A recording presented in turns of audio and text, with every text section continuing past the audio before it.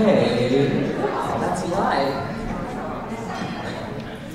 Well, it's such a pleasure to see all of you here, and welcome to this Strategies for Disagreeing Civilly workshop that's been in the works for, I'd say, since November, when I trotted up to his office and said, would you do something for us up here? A year or so ago, I watched a live stream program put on by the Civility Project, he's the director of, and it was a debate between two faculty members, Phil and Mark, I don't even remember what the subject was, political persons or issues, I don't know. So there was a regular debate, and the audience was charged with not only weighing the merit of each argument that was presented, but also how well they expressed civility to each other. So they were on their guard to do this right. And when I saw that, I thought, oh my goodness, I have to trot up to Ron's office and see if we can cobble something together to have that something on civility here at Lake Grove. And here we are, several months later. Ron Mock is eminently qualified to lead us in this endeavor. He draws on 42 years as a parent. There's some civility issues there, I'm sure. 40 years as a lawyer, mediator, and mediation trainer. 37 years as a professor of politics and peace studies at George Fox University, where we were colleagues. I wasn't there 37 years though. 25 years and counting as husband of Dr. Melanie Springer-Mock, who's also a faculty person in the Department of English. And he says, during which time they have never been registered in the same political party and have voted for the same presidential candidate precisely once. And they're still married, happily. 25 years in local public service, including serving on one school board and 2 planning commissions. 7 years as a recording clerk of the Northwest Yearly Meeting of Friends, 2004-2011. And 2 years as director of the Civility Project, which I hope he'll share something more about what that's all about, what they're doing, what their aims are. He's got some material up here that he'll direct you to at a certain point, probably in our break. Well, I'm guessing that expressing disagreement about controversial issues, especially those that we're passionate about, is something that most of us struggle with. Do I hear anything? Yeah, I know. I thought you'd resonate. We either end up letting our emotions take control and end up with strained relationships, or we end up dancing around volatile subjects to avoid conflict and end up depriving ourselves of what could be a fruitful dialogue. Whether the context is politics or religious beliefs or familial relationships, I think we could probably all stand to use some help and some practice so that we can do a better, more effective job at that. And as a side note, as I was anticipating the room setup, I thought, I don't want just bald, naked tables with nothing on them. So flowers are good. So flowers came, and then I thought, but I also want something that points to the distinctiveness of our gathering here. So I toyed with various ideas and came up with that sort of fourfold thing that you have there. And in retrospect, I think it verges on inspiration, that idea. Because I think it jives with the tenor of this workshop. If we only look at the word right in front of us, we won't know what this is about. It really takes the full table, the messages from every vantage point on the table to get the full meaning. And likewise, if we allow ourselves to consider different perspectives, especially ones that we're not accustomed to or agree with, I think we stand a better chance of gaining a fuller understanding and probably greater empathy. So I am so looking forward to what Dr. Mock has for us, and I'd like to start us off with a word of prayer. Let's pray. Oh Lord, thank you for this day. Thank you for the gift of life. Thank you for all these dear people who have gathered together to devote this morning to what is such an important topic in the times in which we live. Lord, I pray that you would help us to focus, that you would help us to open our eyes, the eyes of our hearts and minds, that we would listen to each other and to Dr. Mock and discern the words that you would have us hear. So, Father, we know that we bring all sorts of ideas and thoughts and feelings, intellectual thoughts, emotional feelings to this table. You know all the concerns that we have, and we would just pray that you would help us to lay them on the table and to be ready and expectant and receptive to your word to us. Be our light today, we pray in Jesus' name. All right, thank you. Is this on? Yeah, good. All right, thank you, Jeanine. That was a great introduction. In fact, now that I understand your table settings, I realize we have two versions of this workshop you can choose between. The long one will be here for another almost 3 hours and talk and stuff.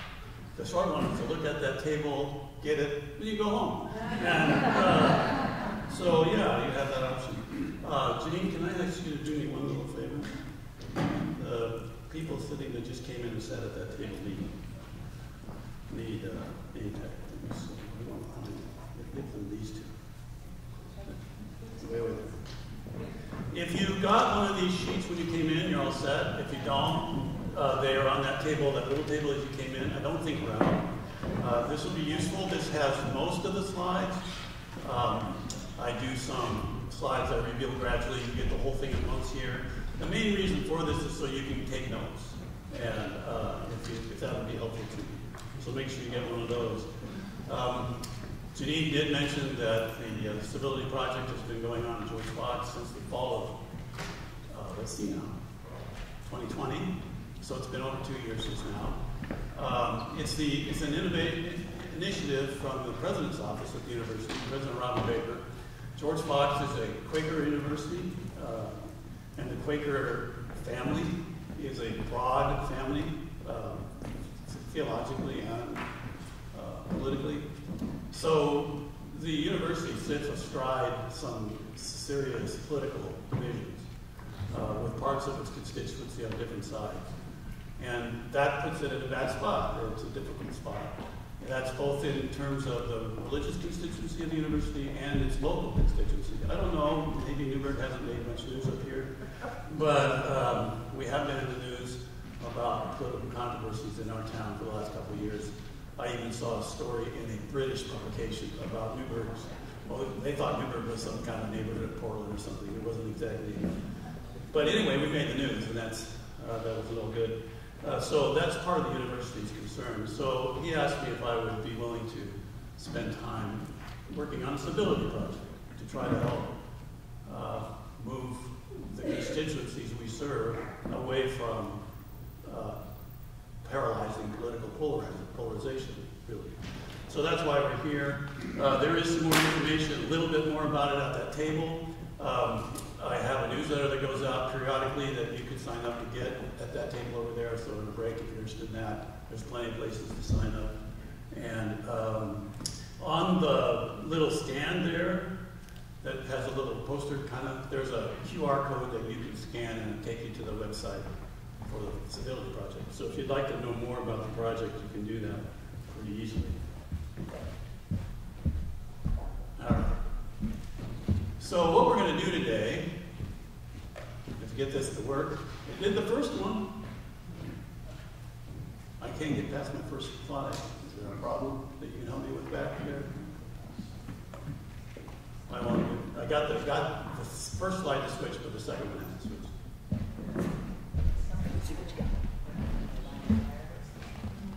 Just hit one of the arrows.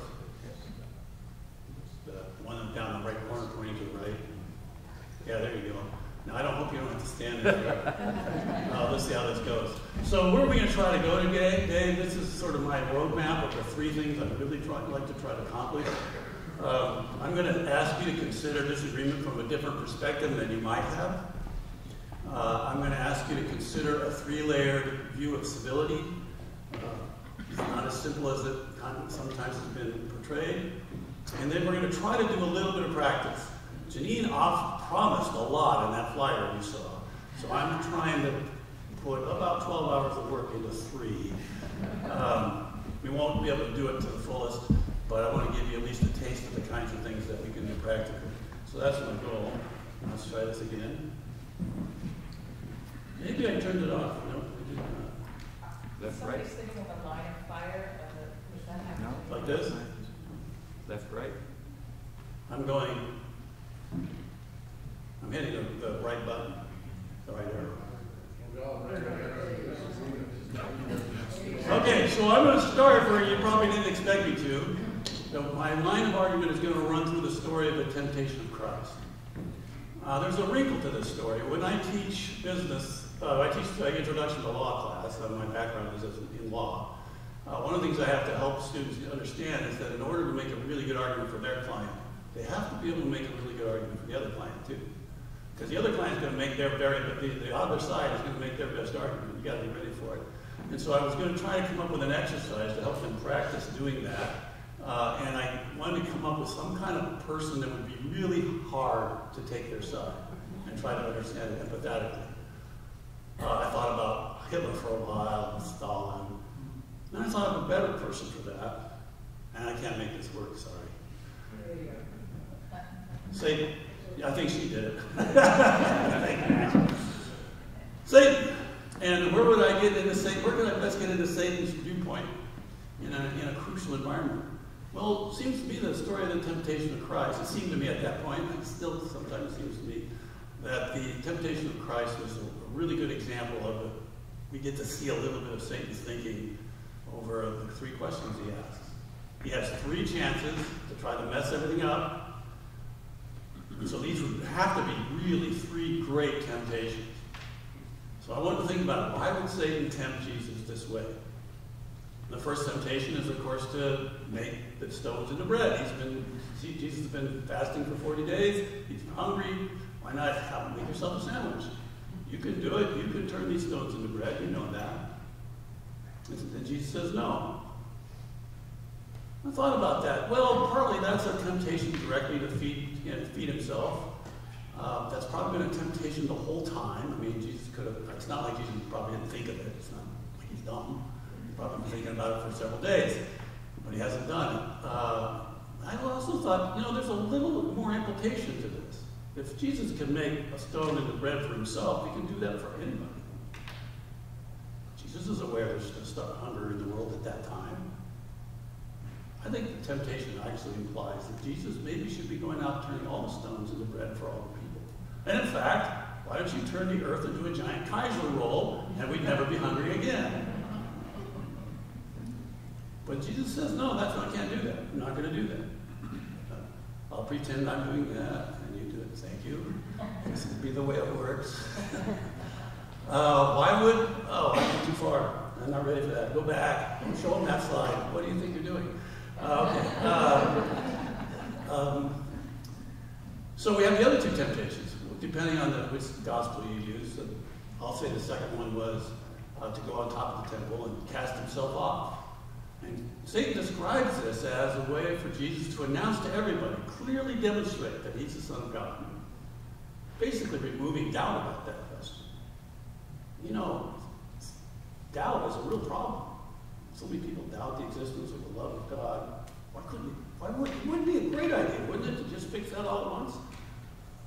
And Jesus says he won't do that either. So then Satan takes him to the top of the mountain and he shows him all the kingdoms of the world and says, I could give these to you. And Jesus is saying to himself, well, yeah, I could just take it myself. You know? It's not like it depends on Satan. And Satan says, take these, and you could fix the political problems of the world. No more corruption, no more violence, no more anarchy, no more tyranny. You can fix all the political miseries there are. That would be a big deal. But Jesus says no. So why? Now I get on the other side. Why would an omnipotent, loving God refuse to meet all human needs by divine fiat? That's a big question. I'm not proposing to discuss it. Looked like it was, wasn't it? I was going to ask you, were those stronger each time than the few? I don't know. That's interesting. They do come in, the last two come in different order, so I'm not sure it matters. They are all three directing at some different aspect of human suffering. Physical suffering, spiritual suffering, political suffering, and we can think of more. But those are the three picks. And they're pretty well targeted when you think of it from that point of view. In fact, you could almost be sympathetic with the devil, in a sense. They didn't bring me here to turn you into Satan worshipers, so I'm not going to do that. But from his point of view, he could say, in defense, look, I'm trying to solve human misery. Jesus refuses to do that, and God has consistently refused to do it that way. There are a few exceptions, the manna in the desert and Jesus feeding the 5,000. We have exceptions, but never has there been a time when God has just handed us, over a long period of time, all the things that meet our needs. I believe God wants us to have our needs met. That's what it means to be loving, at least. And I think God could make it happen. That's what it means to be omnipotent, at least. But it doesn't happen that way. And this works so great. It's better than radio waves. Thank you. And when I thought about the first time, the first of these lines came to me, that perhaps God wanted us to learn to love. If you had everything provided to you right up front, and you woke up every morning and all your needs were met, nobody could actually do anything for you. Nothing important would all be trivial. You would never know what it means to sacrifice for someone else. I don't know how much this takes us, but the condition we live in now does require us to learn to love one another. Maybe that's supremely important somehow. Then later I realized that it's not just that. It's not like God has left us in the desert to love each other. The world is stuffed with resources. And a lot of resources that we went a long time not even recognizing are resources. The one that really got me about this was I was reading something, for some reason I was reading up about the history of the polio vaccine. And I was thinking, you know what?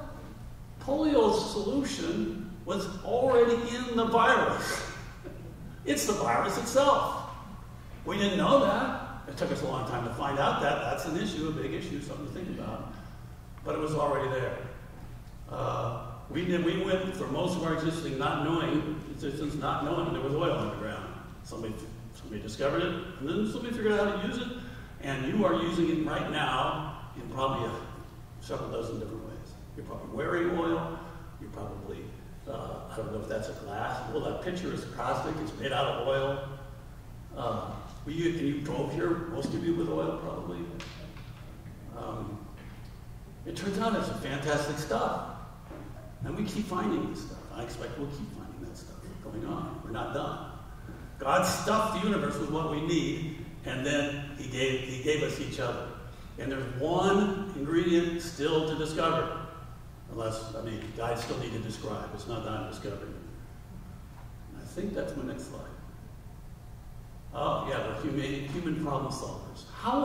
What makes humans such great problem solvers? Let's try the next slide. Disagreement. If we had agreed with each other from the very beginning, we'd have just stayed where we were. Wherever that was. But because somebody started disagreeing, we started progressing. Another example. Think back to when you learned to drive. Think about who taught you to drive, unless you taught yourself. And I don't want to talk to you right now because it doesn't work with my example. You had to have somebody who taught you to drive. Do you remember a time when that teacher disagreed with what you were about to do, or were already doing? That teacher was saving your life and all the lives you could have wiped out had you continued to do what you were doing. That disagreement was crucial to you. Think about your phone. It's an amazing device. In 20 years, we've cleaned off our desk. We don't need anything but this, basically. How'd they build these things? Well, somebody built the first kind, and then people complained about it. Oh, it's nice, but it doesn't do this. Why can't I have a phone on this, a camera on this phone? So forth. The phones have developed because they've been listening to people who disagree with them. Those disagreements, if you're a smart phone developer, those disagreements are gold. You want them. I think that applies to all of us. Disagreements are gold. They're the oil in the soil underneath the ground. The good thing about disagreements is it's not a finite resource. There will always be disagreements. And we were made that way. Your genes are not like anybody else's genes unless I have any identical twins in the room. Good. They're in trouble. But even that, after they're born, they start having different experiences. You're born with different mechanics in you because of your genes, and you are subjected to different experiences, and that makes you valuable to everybody around you because you've seen things they haven't seen. There are some things that you're the only one who has ever seen. Some of that is trivial, it doesn't help us much, but a lot of it would help us if we could understand what you understand. And you're not going to be able to bring that out, probably, unless you disagree with somebody someplace. Because we have this view in mind, but you have that piece of information. And we need your piece of information. I was on the school board at Newburgh. If that sends chills up your spines, I understand why. But I was on from 2012 to 2021. The first 7 years of that 9 years, we had a school board on which I was the right wing and everybody was left with me, and I'm kind of unreliable as the right wing. We agreed on almost everything. We went 2 years without a negative vote. Which, from a Quaker point of view, I thought, oh, that's great. This is kind of like sense of the meeting. But later on, I began to understand that this is not great because we got in trouble. We got in trouble because nobody was insisting we increase our ending fund balance so that we have reserves for the next year. 1 year we went down to like less than 1%. And the next year we had problems and we would lay off teachers twice in the same year. That's because nobody was raising objections to something we should have been raising objections to. We got into groupthink. Very comfortable, very friendly, fun to be on the board, and we drove it into a little bit of a cliff. So you don't want to have groups where there's nobody who disagrees. The person who's disagreeing is probably your most valuable member. Unless they're being just totally jerk about it. It makes everybody angry at them. But if they can avoid that, they can be constructive. Or if we can avoid treating them that way, that person can be constructive. The disagreement is crucial. And we were designed for it. It's not a mistake. It's not a flaw. It's not a part of the fall. It was designed to us from the beginning. All right. So it's a gift from God. We're designed to disagree, no one. We're equipped to learn from our disagreements. We have language, we have memory, we learn to write and store our experiences and writings for the future generations. We have social media, kind of a cesspool, but it's another piece of equipment from which we possibly could learn for our disagreements. Now, if disagreements are a gift, then we need to approach them as precious gifts. These are gifts from God. I'm hoping you're with me on that point. And if they are gifts, then our response is not to suppress disagreements or anything. It's to be stewards of the disagreement. We've got a resource here. We better make sure we use it. Because they're a crucial part of God's providence. Go back to the temptation from Satan. Fix it. Jesus, fix it right now. Jesus says, no, there's a different plan. And this is a different plan, maybe. I'm proposing that this is a different plan. Okay, I know I'm doing theology and all I am is a lawyer. But if you read the Bible, I mean, in Jesus' day, the lawyers were the theologians. So maybe that's okay. Of course, Jesus didn't really like their theology, so that's a problem. But we've been practicing for 2,000 years, so I think we're probably a lot better at it by now. And then my theology says that this disagreement that we do with each other is a key piece in the plan that Jesus had for why he wasn't going to fix everything by fiat. Because we were going to be amazing truth finders. And the amazing part comes because we have 7 billion points of view. And each one of them is valuable. It's valuable only because it's different. If your point of view is the same as mine, one of us is superfluous in this process. Unless, of course, we're in different circles. Anyway, the fact that we have 7 billion points of view makes us an amazing learning machine as humanity. Okay? Thoughts about this? This is basically the end of my first section, so I want to have a chance for you to react. Now, if you have a question and want to raise an objection, we have a few minutes we can spend on it. Anybody got thoughts? I'm encouraging some reactions. I was thinking about the book Pastor Wednesday, which talks about rich kids. Going back to learn everything because it's all done for them. They don't have to share because they have money for everybody. Yeah. And so after Pastor Wednesday, it says that they sometimes are alcoholics and they're risk-takers. Yeah. And they don't really, not very confident because they're So affluence is what he's talking about. What he says, people, kids who grow up in an affluent environment and get everything handed to them. Yeah, we would all be like that. So, Janine is going to get exercised by chasing you down if you raise your hand. Go ahead. Would you turn that up, please? At the Tower of Babel, it appears that there was a capability of doing almost anything. And God chose to confound their languages. That's a good point of establishing disagreement at the beginning. Yeah, that's what the effect was. The stories tend to treat it like the confounding languages was a curse. And maybe it is in a way. Maybe it was possible for us to take advantage of our disagreements if we all spoke one language. I don't know. But one of the effects was to compound the differences and actually possibly make it more powerful. But I think I can also think of this. I haven't really thought this all through, although I haven't recognized that problem. I also think of this as a what do I want to say? As a sort of a lesson about what it's like when we stop talking to one another. It's not like the left and the right of the United States are totally confounded in their language, but they talk right past each other a lot. And so in a way, their languages aren't the same anymore either. And that might be, I don't know where this goes, but if I cut myself off from somebody because I'm having hard feelings against them, I'm just repeating the Tower of Babel in my own little life, perhaps. I don't know. There's lots to think about there. prophets were disagreeers. Yeah, they sure were. So we have people all over the, yeah, that's good. I have to admit, I read ahead on the slides just a little bit. You can. But I it's think just you do wanted that. to ask a question. You define a lot of other words, but I would like to ask, before we get too far, if you could share your definition of respect.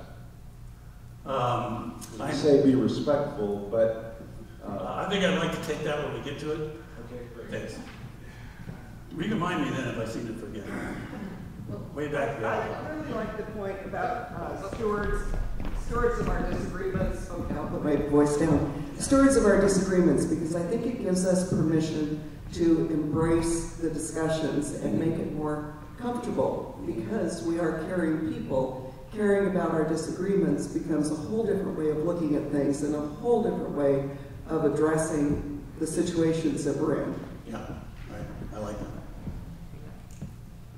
Well, I just was reminded as you went through this in the book of Job, and in a cosmic sense, God and the devil were respectfully disagreeing about Job's character. And Well, it's pretty simple considering isn't that very similar to what you're saying? That tone and that tenor in the book of Job with regards to respect. God respected the devil enough to simply disagree with him. Yeah, I haven't thought about that in terms of book Job. It's an interesting thought. I'll have to look at it and see if how far down the line I can go on that line of thinking. That's good. Yeah. So I'm curious. I love the reframing. It's great.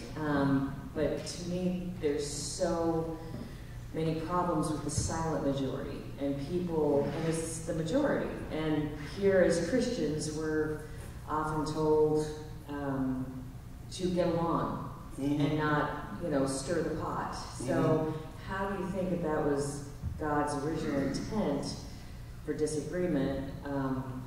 We got here to be often the biggest part of the silent majority. Well, it's difficult. It's not an easy task to have a civil conversation with somebody who you feel grieved by or who you don't trust. And so I'm a facility project director, and I can think of at least 2 relationships I've so far been ignoring that I shouldn't be ignoring anymore because they're difficult. I hope to do something about one of those in the next 2 weeks. The other one's even harder. But I can't say that in those cases that I've done that. So it's difficult. There is a view of civility that has been promoted, and I'm going to address this point now, I think.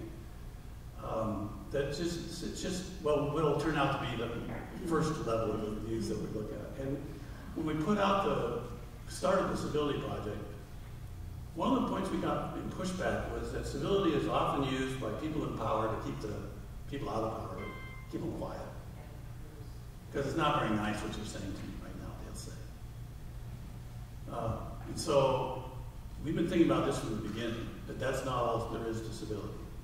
And so after we do a little shift here, we'll get into that topic. Any more questions right now? I got time for one more. 2 more? Yeah. All right. The issue of disagreement, it seems as though a critical factor is just having disagreement could be conflict, but it's important to listen in the disagreement so that there is a potential for understanding the different points of view. And getting back to the issue of Job, God didn't answer his question, but he gave examples, and it was Job's responsibility to look at the facts and come to a conclusion as to who God was and what his role was. And so I think that having a point of view is good, but also in order to be productive, understanding what is being said and what are facts and what are untruths are something that we have to have a discerning spirit for. Yeah. So I love your iPhone example. If the designer of a new app on the iPhone thinks it's the most brilliant thing since sliced bread, and the feedback from the customer says, no, they really don't like this, they don't like that. That's pretty much, that's sort of like a task-oriented situation where, yes, you could be civil or uncivil. If you were the marketing director, you could say, you dope. Yeah. That would be uncivil. Yeah. And not necessary because the facts are the facts. You can't argue. If you're the designer, you can't argue With the fact of getting bad with the reviews. fact that these customers don't like this. If it's a clash of worldviews, it's a completely different situation where if there's a new data point, the left guy will say, that supports my argument. And the same data point, the right guy will say, that supports my argument. So at that point, whether you're civil or not doesn't get you past go, you're stuck. No, I'm gonna resist that. We'll come back to that. I think I might have a way of addressing that later on. Okay. So we have a disagreement. I like that. Thank you for the disagreement. Actually, I like to know that you're going to give me the A/B switch so I can say, oh, this is just task, or B, no, this is worldview. Might not be that clean. Sorry. Okay. So what we're gonna do now? I know you've probably been only been sitting for a little over half an hour, really.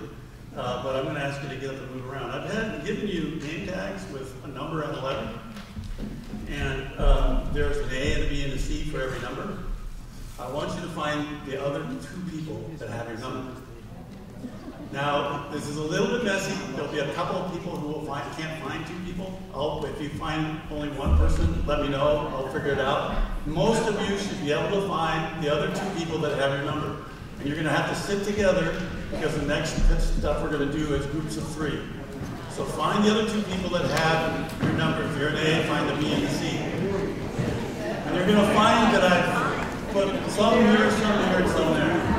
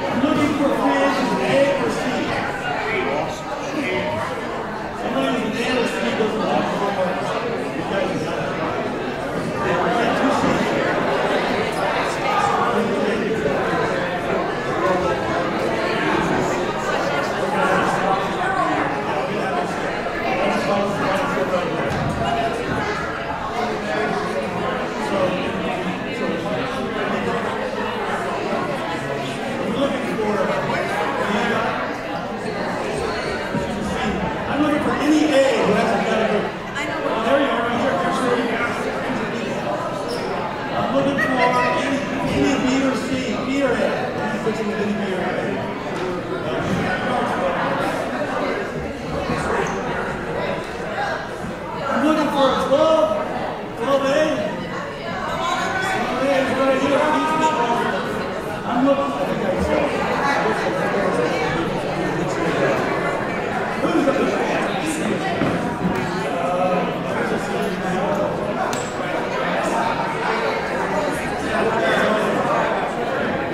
Who's still looking for me?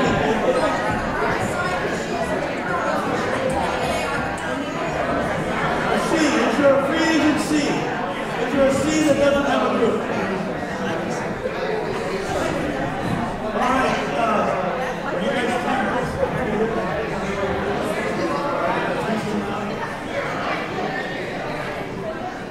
okay, it looks like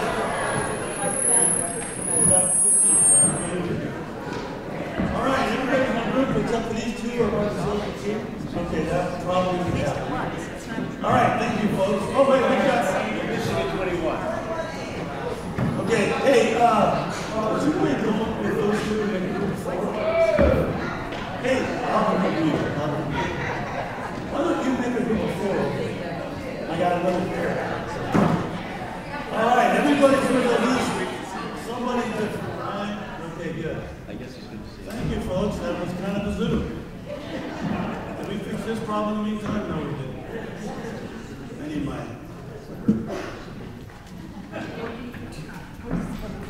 Did I run down the battery on this somehow, maybe? No, it's that adapter. Okay. Why don't I bring it back there since that's no use to me? Okay, hit the next one too, please. Okay, here's the definition of civility. I don't usually do most of my devotionals with the National Conference of State Legislatures, but here at this point they actually hit it. This definition of civility reads, civility is about disagreeing without disrespect, seeking and finding common ground as a starting point for dialogue about differences, listening past one's preconceptions, and teaching others to do the same. Actually, I can make that highlighted so you can see it better this way. I'm proposing that we can think of civility as having 3 layers, and these 3 partially represent those layers. We're going to actually tweak a little bit as we go through. The first level is the layer of being kind and thoughtful towards others. I'll go back. I'm sorry. That's the main civility we normally think about. Be civil, be kind, be gentle with each other. That's important because people need to be able to feel respected and acknowledged. But it has to go beyond that, or we won't get into the advantages of our disagreement. So the second level is to be stewardship of the particular disagreement, stewards of the particular disagreement. And in order to do that, we need to use the disagreement to start working on the issue that we disagree about, to understand it better at least, and maybe work on towards solutions. So that's where we have to listen. I put that first, actually. We're going to put that first. And in the listening, use the list what we find out to find some where we agree, common ground. And then from that common ground, we look to what we can agree on to making progress to solving problems. This is a long, ongoing process. I don't expect it to be I don't think we should normally expect it to be one and done. Because we'll probably end up having a list of unresolved issues, even after we've resolved some. And my argument is that we don't ever close that. I mean, sometimes we have to move on to other things, but we don't just say, hey, I already talked to you and we're done. As long as there's still disagreement, there's probably still something for at least one or both to learn. And then the third level is to take care of what I'll call the political culture. And I'm going to go into a 10-second political science lecture. Maybe it'll be 50. When we talk about political culture, we're talking about how we go about resolving problems in any polity, our political system. So there's a political culture for the state of Oregon. There's a political culture for Newburgh. I'm for Lake Oswego, they're probably different. There's a political culture in this church, how it makes decisions. There's a political culture in my church, which would have some similarities and some differences with where Quakers, and they're kind of strange. And so forth. There's a political culture in your family. Any group that makes decisions is a polity and has a political culture. how you go about managing your differences. Okay? How you make decisions. And the third level of civility is we need to tend that political culture so it's healthy. Right now, when we do politics in the United States, politicians tend to trash the political culture so they can win. And they've been basically degrading our political culture right along. It's amazing it's not worse. And what we don't want to do is to win one battle but destroy the ability to make decisions together. So all three of those are important in terms of dealing with our political culture. I need another slide, I guess. So what I want you to do now, you've gathered with the others who share your number. That's your group. And there should be 3 in each group. Go ahead. We already did that. And what I want you to do in that group, just a second. I need the new slide. Sorry. Go ahead. Next one. I'm sorry. Okay, so notice what I've done here is I've described personal civility as disagreeing without disrespect. I'm borrowing that from the National League of State Legislatures. But I've added a K to seeing and making seeking in it too. It's not just when the person is up front and in my face that I should start saying them. I should be looking for them. And when I find them, I should see them. And when you mean, I mean see with italics.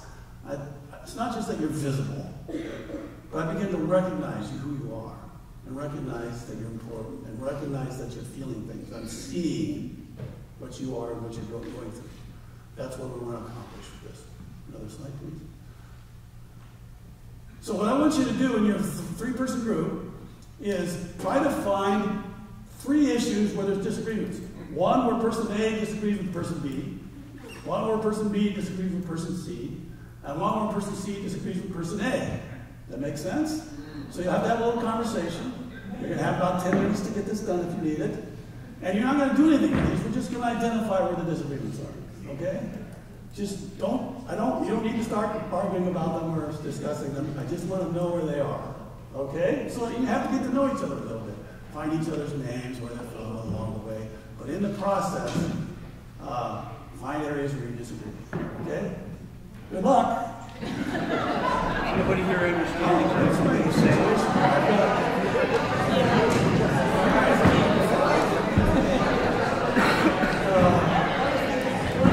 You know what?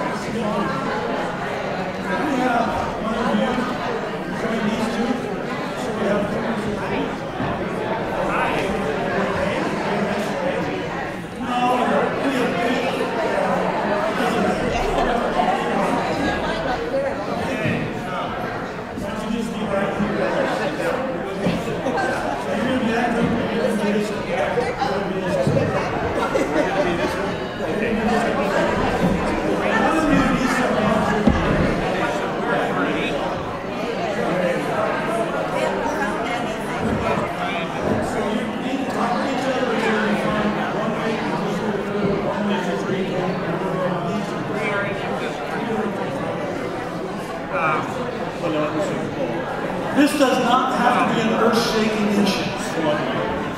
It could be, folks, can I have your attention, please? Folks, can I have your attention, please? Can I have your attention, please? One moment, please. Okay, so here, on this disagreement, folks, on this disagreement, it does not have to be a major issue. Okay? So, for example, I don't know, maybe you like grapes and the other person doesn't. Something like that. It doesn't have to be a major issue. Okay? Whatever, just anything. Right?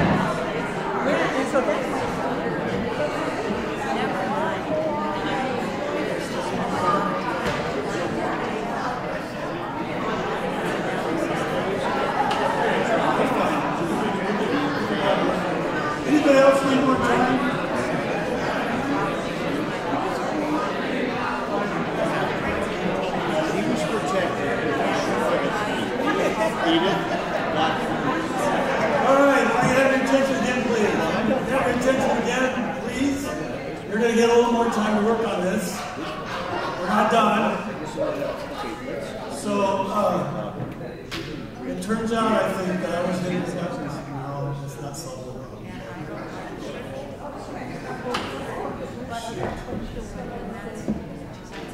Thank you. Go ahead and hit the next so it fills up. One more. Perfect. Okay, so part of disagreeing without respect is seeking and seeing each other. Seeing.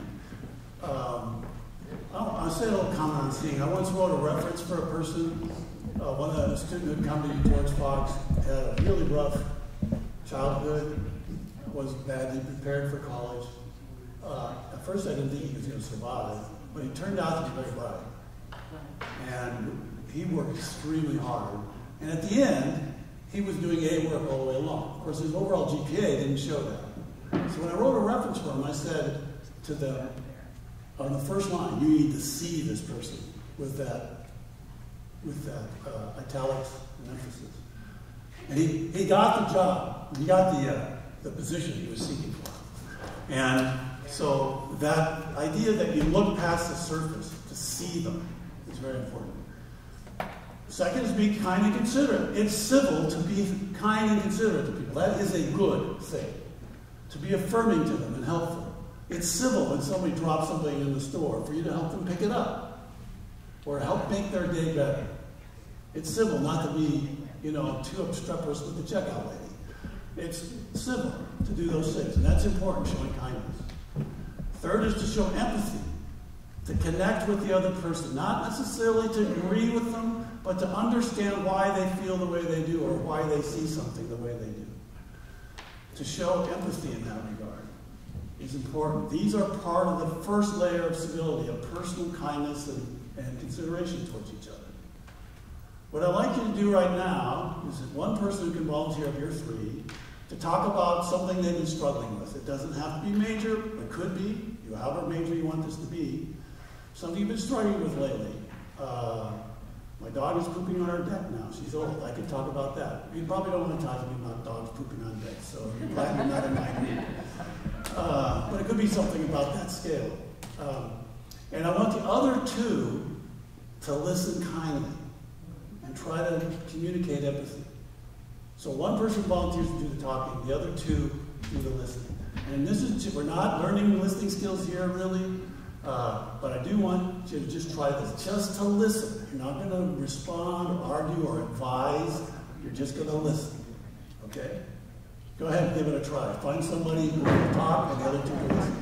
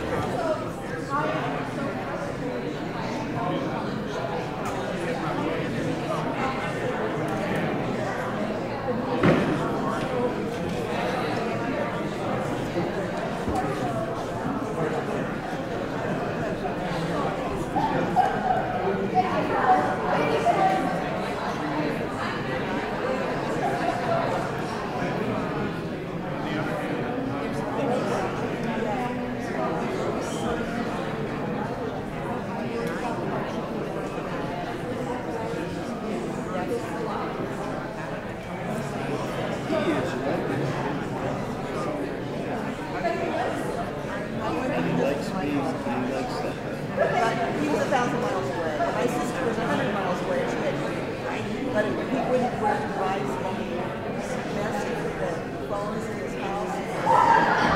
We're trying to make sure that's good.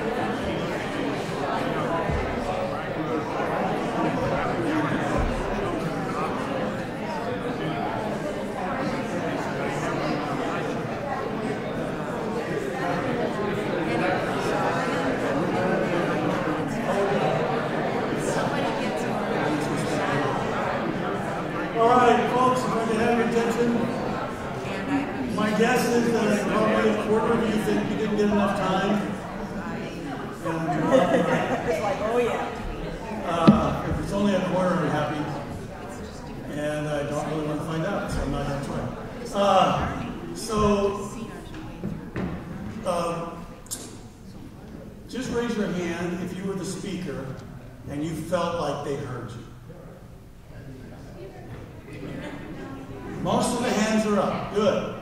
One or two of you tell me how they made you feel like they were hearing you. What did they do that made it clear? Yes? Well, reflective listening. When I was saying things, they would respond to what I was saying and reflect that and kind of affirm what I was saying. So reflective listening means in different ways where you kind of echo back to somebody, maybe directly or with your own paraphrasing, what you're hearing. That's very useful. In fact, it's probably the key to listening. What's something else that somebody noticed? Asking questions for clarification. Asking clarification questions. Janine, I probably can summarize these, okay? Oh, we'll try her, yeah. I would echo that, clarifying some questions about, what I was speaking to. Right, clarifying questions, not challenging. Oh, go ahead. Clarifying questions, not challenging questions. And also, where they could identify, they did. Okay, that is nice. I have hesitance to say, I know how you feel. Because it's very likely I actually, unless I've had the exact same. So I don't use that. But another way of saying, recognizing the feelings, is really helpful. Good. Anything else? The listener to smile. Smiling. Being friendly in the conversation.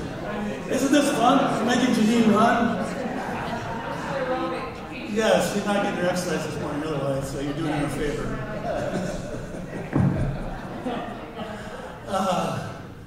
Good. Okay, those of you who are listening, tell me, is there anything you want to comment about the experience of being a listener where you say, hey, something clicked? Yeah, go ahead. She told a story that I've lived through. So.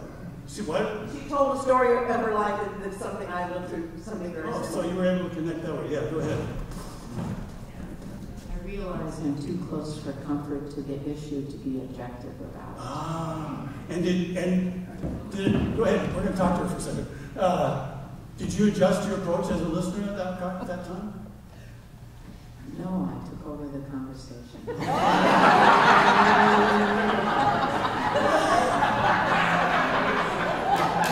Thank you for doing that.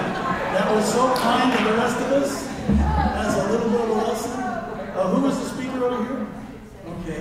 Would you be willing to kindly comment on what happened as you came over there? I think we agreed on what was really me at the point, what I was really struggling with personally and in this church, but we all agreed here, so it wasn't a disagreement that we could talk about, but they listened very kindly and they go, you know, we're there with you. Okay. That's okay. So, all right, fine. Over here we have a comment. I found it challenging to just listen and not problem solve. Oh, and you know, the problem solving is from a kind spot, usually. I mean, sometimes because they're not you. You know, I might be just being bossy. But the motive is kindness. Well, just motive isn't good enough. So I'm glad you recognize that. And there are times when problem solving is what we're going to do, but there are also times when the person has to be heard. Good, excellent. Any other comments on this? All right, we're going to get more chances to try stuff, so this isn't the last. All right, I'm going to get back down here. I might get closer to this thing to make it work. We're batting about 050 on this. Go ahead. All right. Now I want to talk about civility as stewardship of agreement, of a disagreement.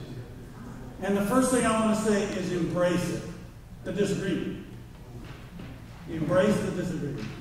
Now, that is not our natural response most of the time. I wish it would go away, is most of the response. I want to solve it, make it go away. I want to solve it so people don't suffer. And I can only say it's been the last 6 months that I've been able to put this into effect, even though I've been thinking about it for longer. The idea of embracing disagreement. Constantly reminding myself that disagreement is part of God's design and what makes us an amazing problem-solving species. Helps me think, hey, the fact that that person disagrees with me is not bad. We had this little discussion. Who was I discussing with over here? Was he left? Was you guys? Oh, it was you? A little while ago, I was talking to somebody right there. He moved? Yep. Skip? Well, you moved his home, right? No, it was earlier. I don't know. He's over there now? Yeah, there you are. I said I wasn't ready to accept his point, but he had raised a point of disagreement, and I actually was happy about it. I wasn't just acting. I was happy that we had a guy who was willing to disagree. Well, you haven't finished either. They took away the mic, but that didn't stop it. Yeah. I don't think it went over into incivility. I think we were being good stewards of the disagreement at that point. I recognized he was disagreeing with me. I said I disagreed. We're going to discuss it at some point, but we don't have to discuss it right now. I have this in my pocket. It's right here. I'll sit on it and whatever. But no, it's useful to us. Again, when you're on a committee, the committee's going fine because everybody disagrees. You should be getting a little bit uneasy. Where's our nonconformist is going to bring us up short when we are barreling down a ballot line? Yeah. Wait, we don't get him the mic yet. Yeah, I was doing that on purpose. So help me understand. So we don't tend to go to places, at least I don't tend to go to places that are cognitively hard. It makes me hard to think about things. And disagreement can be hard to think about. I go to where it's easy. Yes. Just naturally. And so when you say embrace disagreement, you're telling me I need to stop the easy and do the hard. So, but that's not just, yeah, I can say that, I can write it in my notes, yeah, what a great idea, I'll put it on a bumper sticker. There's a website, guys, out there, they call it Seeking Discomfort. Really great. I don't know that website. However, hard. Yeah. So, rule 5 top ways to do that? Well, I think that might be, well, we're going to have a little bit of that coming up here. We'll see if that covers it. Did you give him the mic? Okay, fine.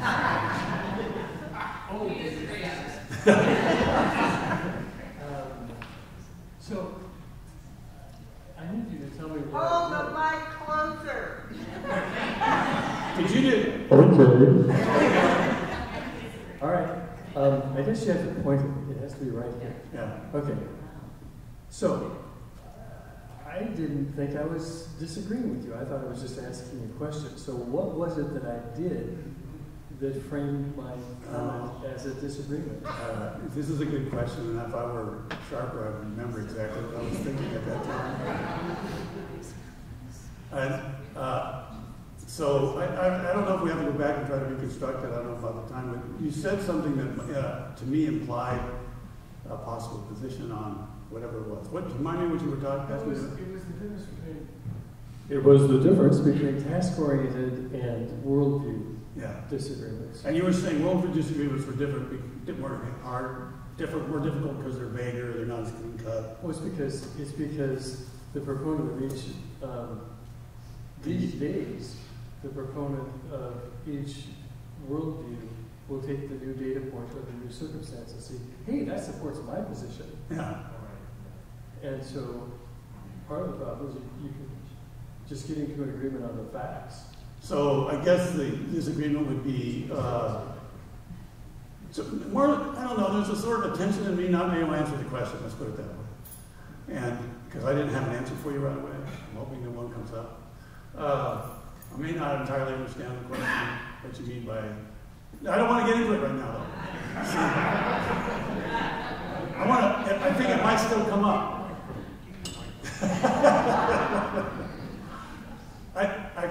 Well, we're going to have a break in a little bit. Let's talk, you and I talk here, okay, in the break. It's going to be a little bit. All right, I need the next slide if I can get it. Oh, Jean, there's a question now. Go ahead and hit it again. So, can you further explain what you mean by embrace it? Welcome it. Yeah. Not just welcome it, but say, oh, I'm so glad we have it.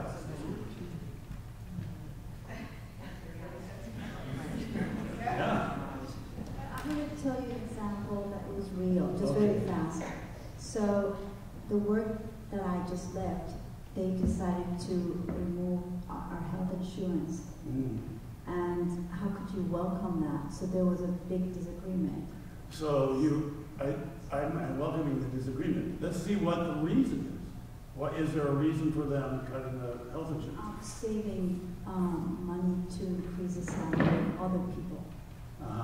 So, and you have a different point of view about that. Yes. So there's something important going on to somebody, in somebody's view, about the need to increase other people's income. And there's something important going on in your resistance of having your benefits cut. There's something this organization has possibility of learning in this disagreement. I don't think you have to necessarily embrace your cut, but the fact that there's a difference of opinion means that there's a different view here, means that people have a different understanding of what's going to happen in this organization. I can't say the specifics about your organization, obviously. I can't tell you any advice right now. But in general, I would say, well, okay, let's talk about this. What's going on here? Why is this coming up? Why do we have to shift resources from one group to another group? What is it we're trying to accomplish there? What is it we might be doing that would be damaging? And to have a conversation about it would be a good thing if it's possible. So embrace that, is what I'm saying. You don't have to embrace your pay cut. Yeah. All right. You got it? Embrace the conversation. This is good. As long as the next person's way over here, we will always support. So I was a listener, and you know, I actually take notes because I'm a better listener when I'm writing. But I was kind of drawn to empathizing because the subject was very relatable, and not being a fixer, because one of the things I hate the most is when people, when I'm struggling with an issue, they go, well, what I did, you know, and it turns into being about them. So it's finding that balance of imploring your personal interest to find empathy and connection, and then taking that away so that you know their problem is not the same as mine. So I'm trying to figure out how to have that balance. So I teach mediation training. I do mediation training. And here this answer is pretty easy. The mediators themselves have nothing to do with the dispute. So I would tell mediators never to bring their own personal experience in. Not verbally. Sure, it can be used as a resource for you to help understand. But then I would have mediators ask questions about that other person's situation without ever mentioning how they might tie into it. Now, I don't know if that's the same advice in interpersonal, like in your family or something. Maybe we can be more loose about that. They may already know about the situation you're mentioning, whatever. But in that setting, it's pretty clean, and that would be the advice I'd give. Because you don't want to be about it. And so many people turn it into. Yeah, and it is possible to get that, to help that person feel heard without having to have a show. We've had a, okay, go ahead. Maybe 20% of us here are conflict avoiders. Oh, maybe, probably. And you're really asking us a lot to open our hearts and move toward embracing disagreement. Yeah, that is asking a lot. And I told you myself, there are some disagreements I have been avoiding embracing, which is not good, right? 2 weeks ago, I was looking at how prejudiced I am. Oh. And for example, I can look at somebody's shoes and I can see that as a negative. You're talking about my shoes? I didn't start with negative and look at what was a positive I saw. And I would clearly have a different view. And so I have to train myself to see, not look at a prejudice quickly, but to look otherwise. So you need to be aware of your prejudices. All true for all of us. I get students who show up in class with a New York Yankees hat. I don't know, don't have any idea what they're thinking, showing up in my class with a New York Yankees hat. This is mostly pose on my part, but it does actually reflect a bias I have about New York Yankees fans. Are there any Yankee fans in the room? I should have brought them up. This is a relatively trivial bias. It has to do with baseball fandom. I think we missed, you were facing it, we missed what you were saying. Oh. That sometimes students come into my class wearing a New York Yankees hat. Not a good idea. I mean, yeah, very, very offensive. So that's a trivial example of a bias that I'm aware of. I have other biases that are more deadly.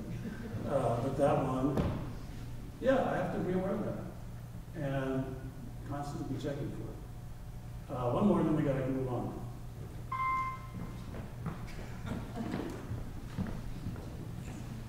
This embracing disagreement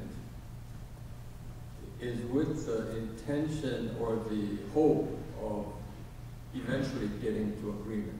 Is that correct or not? Or kind of. As a concept, disagreement provokes thoughts about another worldview. So, but then you cannot agree eventually.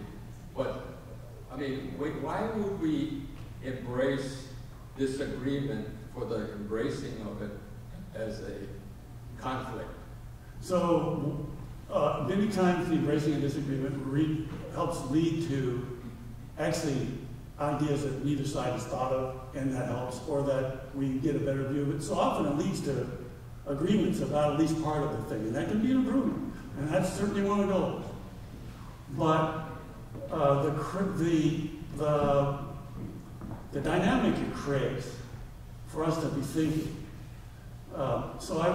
So, for example, if on the school board we'd done a better job of anticipating our needs and being more careful with our spending, that would have been a good thing, and we just not be disagreeing about that anymore. But if then we're back in our group think about everything else, we have a problem. So I don't want you to think of embracing disagreement to get rid of disagreement. That's not it. But embracing disagreement to get all the benefits of it, including better ideas that you can implement, better getting to know each other, the driving sort of a creative environment. So when the Catholics are thinking about whether somebody should become a pope, the tradition has been they name somebody, be the devil's advocate, not a pope, a saint. Excuse me, a saint. They name somebody to be devil's advocate because they want disagreement. That's going to make them make better decisions. I would think that if you find a group that can't get out of their agreements, you might think about naming somebody. You be the devil's advocate. I tell students when they're preparing for their oral arguments in my intro law class, I told you this already, you need to think about it from the other side's point of view and make their best argument, and then prepare your argument to address that. So there's value in the disagreement itself. But that doesn't mean we just need to stay in disagreement and not make agreements when we can. I mean, that's the other thing. Okay, she says, going back to prejudice, there's a study that shows that B students go see the professor and they say, this is a dork, I can't learn much from him. The A students say, this guy's a dork, but I'm going to listen to everything that he says to see if I can learn something. And so the B students are hurting themselves with their prejudice. Yeah, that's probably true. All right, good. Can I see the next slide? Okay, go back. So we talked about this already. Listen until you can state the other's view to their satisfaction is a sort of a gold standard for, not a gold standard, it's a good shorthand for what we're trying to accomplish in our listening. We'll know we've listened well when the other person says, yeah, you've got it. I don't have anything else I can tell you about this. And that could be good for all kinds of reasons. Your relationship, to show you're loving the person, to show you're affirming the person, but also so you can make the most value out of your disagreement. So we're going to do a little exercise. Remember we identified the disagreements earlier. Now we're going to use them. Okay, so two of you will start by talking about your disagreements. It's just a conversation. Okay? During this conversation, you'll want to practice your listening, but you're allowed at some point also to state your point of view. I'm going to guess that you want to listen all the way through to where you can state to their satisfaction if you can, and then have your turn. And the third person will be an observer, and just observe. So one will be talking, then you'll trade, and you're going to have a conversation. So one will speak first while the other listens, then the listener may ask questions, but may not respond to counter-argument until the listener has stated his views to their satisfaction. And then you get to say your side. We switch sides. I don't think it says that clearly there. You get to say your side. So you're going to talk your disagreement through. No, we're not going to do that. Back up. We're just going to do half of it. It's going to be kind of unsatisfactory because I want everybody to have a chance to be listened to. So when all three of you agree that the listener has succeeded in stating it back to the satisfaction of the speaker, then we're going to switch. You're going to take a little bit of a break, maybe if you need to, if there's permission to do that. But then you're going to switch. And then the person who is listening will be the speaker, the person who is observing will be the listener, and the person who is speaking will be the observer. Does that make sense? You're going to rotate. We're going to try to give everybody a chance to do that. We're going to give this 25 minutes altogether.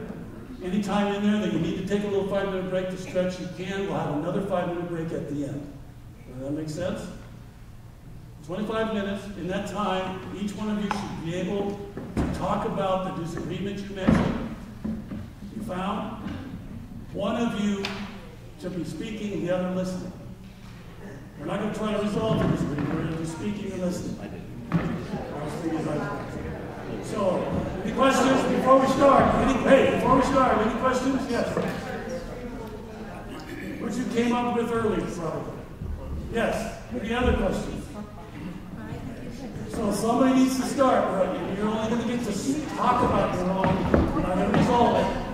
Each of you will be a speaker and a listener. Great. Give it a shot. If you have questions, raise your hand. I'll come talk to you.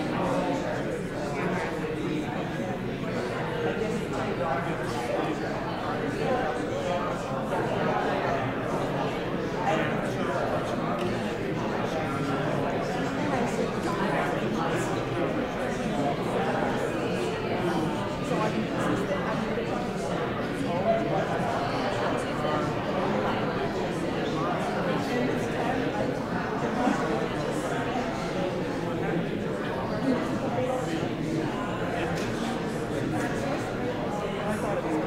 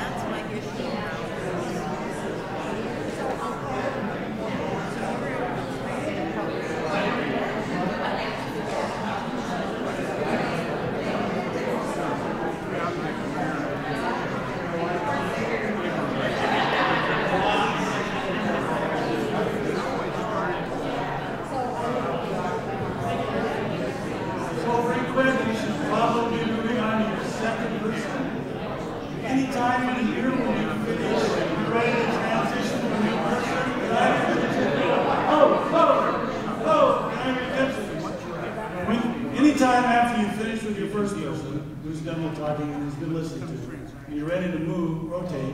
If you need to take a little break as a group, if you agree to take a 5-minute break, go get a treat, come back, that's great. If you're about ready to switch to your second speaker now, you're on target timeline. If we don't get to the third speaker, well, okay. But we're going to try to get to the third. All right? So if you feel like taking a break, take a 5-minute break and come back. I think I've had enough.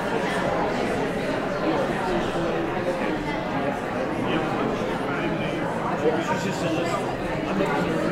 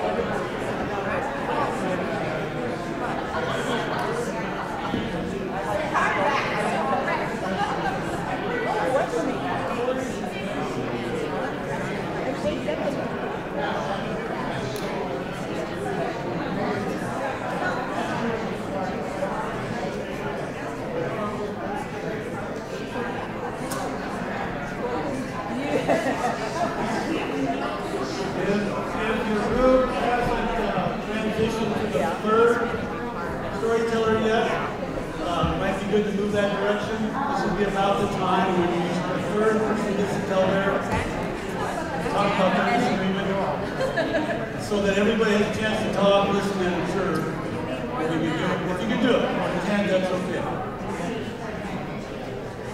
We'll have at about 5 after, we'll all take a break. So in about 10 minutes, we're going to all take a break.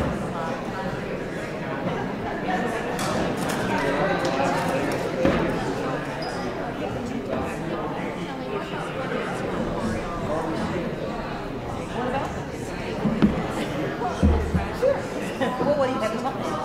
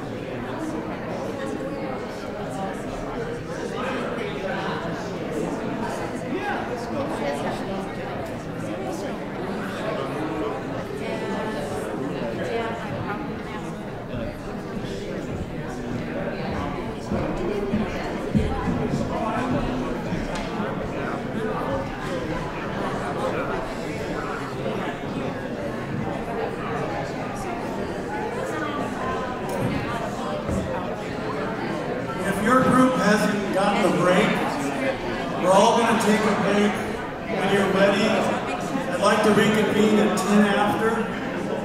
So if it's possible for you to take a break, if you haven't got one yet, and reconvene at 10 after, that'd be great.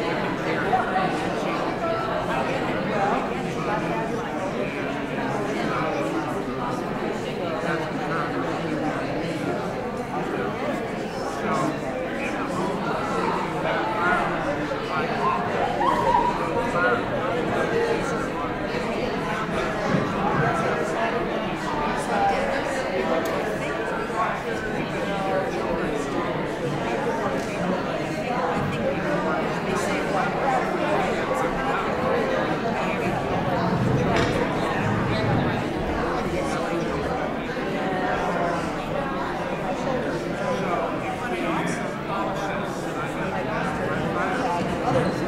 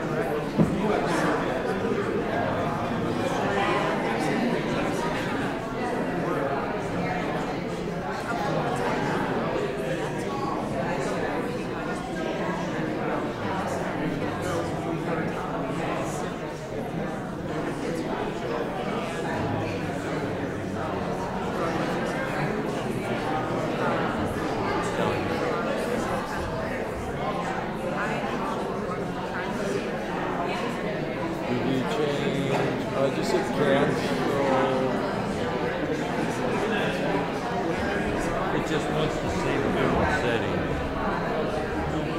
And you want to want to make content on there. 6 Word documents that save changes. Oh, you've got a bunch of docs open.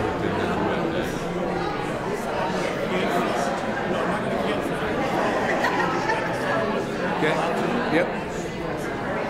Yep.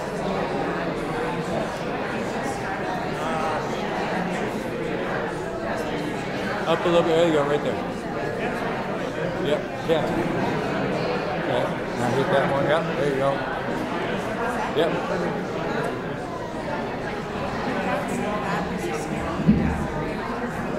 Save changes. Yeah. Yep. Good for a second. There you go.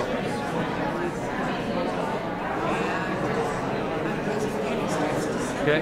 Now you can. Now I think it'll let you.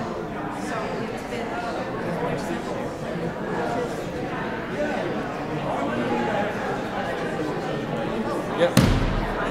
All right. Yeah. Are you doing a restart? Okay. Now give it a minute and then we'll restart it. Yep.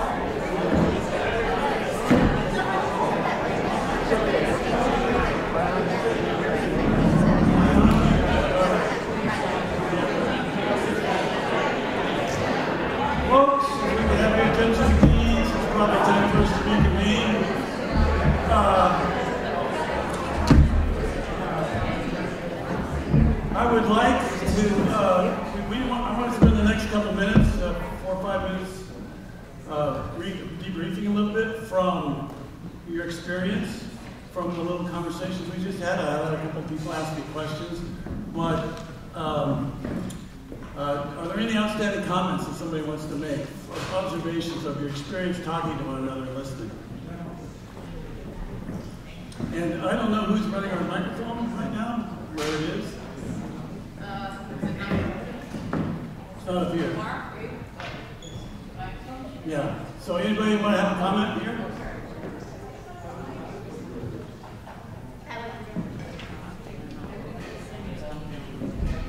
All right, we have a question here, folks.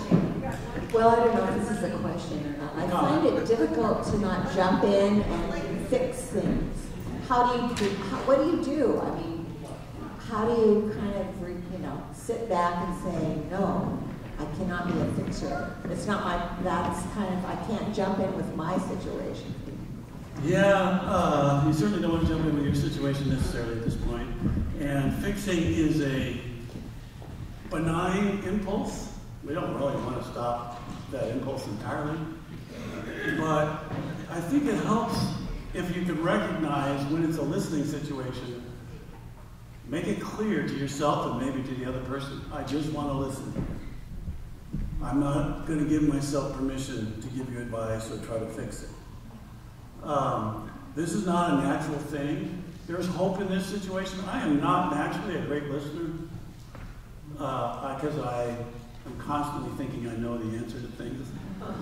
And I had to teach myself to listen. And I have to, in my head, throw a switch. Say, no, I'm listening now. And if I've done enough mediations and mediation trainings that works for me, because I know what it means. I'm just going to be reflective. I'm going to try to help the person get their story out. I'm going to try to listen until I can state their point of view to their satisfaction. At that point, I could consider whether I could be something other than a listener. So if it's this impulse, it's not a bad thing, but there's timing for it. And if a person is in this mode where they need a listener, they need a listener. That's how they're going to take advantage of the experience to learn. If they can talk through it with somebody, and that person they're talking through with it can understand it as well as we can from another person's point of view, understand it about as well as a person can, what the speaker's situation is. So the discipline is to say, no, I'm a listener now. And say, even if they seem to expect you to help, say, I might have some advice, but I haven't finished understanding your situation yet. So I'd really like, to just listen at this point. Question over here. Yeah, this is a comment. It's not a question. We had 3 very passionate topics on technology, agriculture, and electric vehicles. And very passionate on each one of those. But the comment is just, what a wonderful time to get to know the people. And it was just awesome. So it was just great to be here to do that. Well, you've discovered my secret here. I mean, that's this kind of listening. It's not a universal solvent, I don't think, but it's a good solvent in most situations. When I mean solvent in the sense that it helps break down barriers, it helps us understand. So I want to really emphasize that as a possibility. A little bit later, if we get a chance, we're going to talk about getting outside our trust shed and all that. I'll explain that in a minute. And when we do that, we're going to be doing it as listeners. So let me raise, I had a couple of issues raised. One was, what if there's power imbalances in the situation? And this is a real issue, a real concern. So in mediations, for example, when we're doing mediations, mediators have to pay attention to whether there's a lot of power imbalance between the parties they're talking to. So Yandell County has a good community mediation program. One of the things they have done in the past, I don't think they're doing it now, is landlord-tenant mediations, which is a real practice. But usually the landlord is a person of greater influence, has more options, doesn't have their back against the wall. And so we have to actually pay attention to that. Part of the role of the mediators is to help balance that power just by doing the mediation. I mean, already that balances power to some degree. Well, if in a conversation you're having, there's a significant power imbalance, and that might threaten to, what I want to say, suppress the ability of the less powerful to be heard or to speak, that's something to pay attention to. And one of the ways to help balance that power is to bring more people into the group. And either it's just mediators or somebody who can be a partner to somebody in that group who's having trouble. Maybe because they're in a desperate situation, maybe they're just not skilled. And so there are ways to deal with that, and I would suggest that would be part of the conversation for the group. And it's very helpful in that situation to have a third party in the group who's just there to facilitate, not have a stake in it. So that would be one of the first options. I do think you need to pay attention to balance of power. I do not think it has to be exactly even. Each side just needs to be able to make choices and feel free to make choices. They have to have some options that they can work with. And if it looks like they're losing their access to those options, then you've got to do something. Yeah. I think another angle on that is not just positional power, but it's also power where someone who is very confident very extroverted, very articulate in their views, can have extreme power over someone who is introverted or is more quiet. And so that's another thing we always have to watch for, is for that kind of imbalance, because it's a total power imbalance. But in that kind of imbalance, to be figure out ways to do it. Sometimes I love the Quakers when we sit in silence and wait. Yeah. That sometimes kind of evens the playing field. But there are ways to do that. But that's a real power imbalance. They can. There are still power imbalances in the Quakers. In fact, it's one of the terms we use for somebody who maybe has more influence in the meeting is called the weighty friend. I don't think that means they're heavy, but and group comes to think of them as being more influential. That could be an issue in the situation. So that's another reason to have third parties in the room, mediators, or just people who are sitting there with them can be a big help.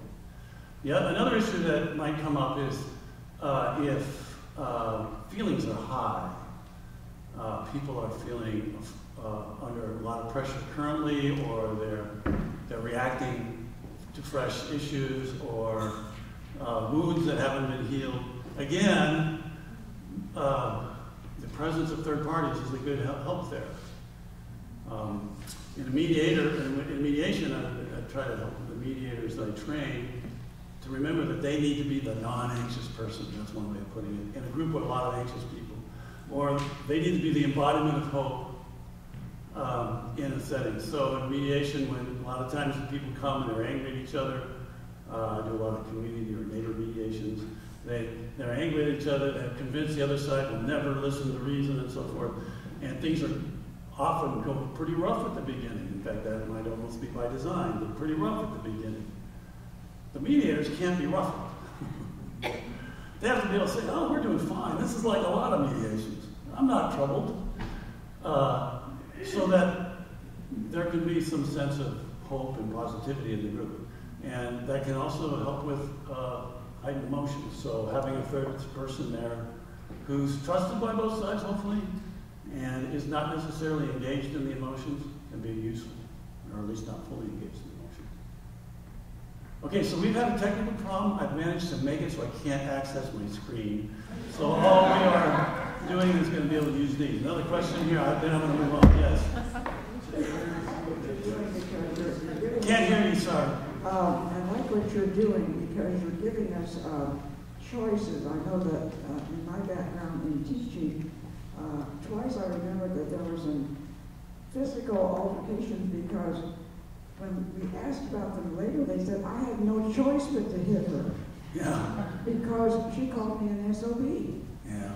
So I think I don't know that these shootings are important over lack of communication, but there's things happening because people, for whatever reason, think they have no other choice but to go shoot them.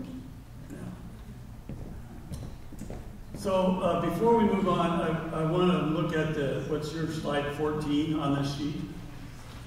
So this is how we're going to do it the rest of the way. I'm sorry. It'd be like the 20th century. Some of you are familiar with that. This is the rest of the three-layered stability slides, all in one place.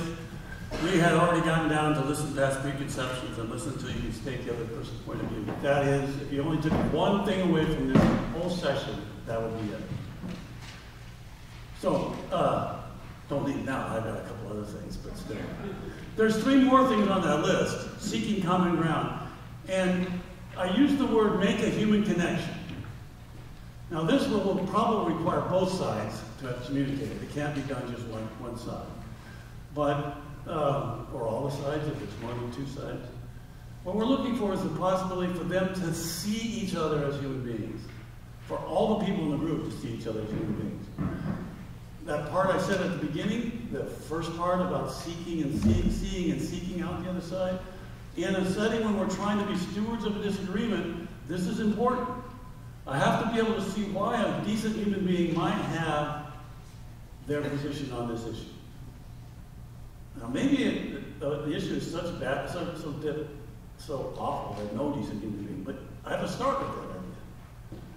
Otherwise, what happens is we pick up on, so I'm thinking about situations in Newburgh right now. where people are trading accusations about the other as hating children or hating whatever, because they disagree. I would like that not to happen. I would like them to say, wait a second, how could a decent person have this point of view? And see if you can't make a human connection with that person, understanding why it is they have this point of view. They don't think of themselves as monsters.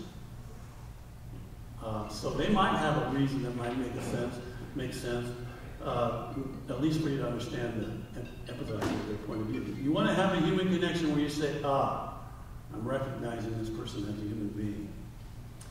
I wish, I don't have time for stories of that, I might be able to come back to that in a minute. Another image I like to use in these conversations when we're trying to think about how we can be good stewards of a disagreement is to see if we can get on the same side of the table. To recognize the disagreement itself and the issues in it as a joint problem that we're trying to resolve.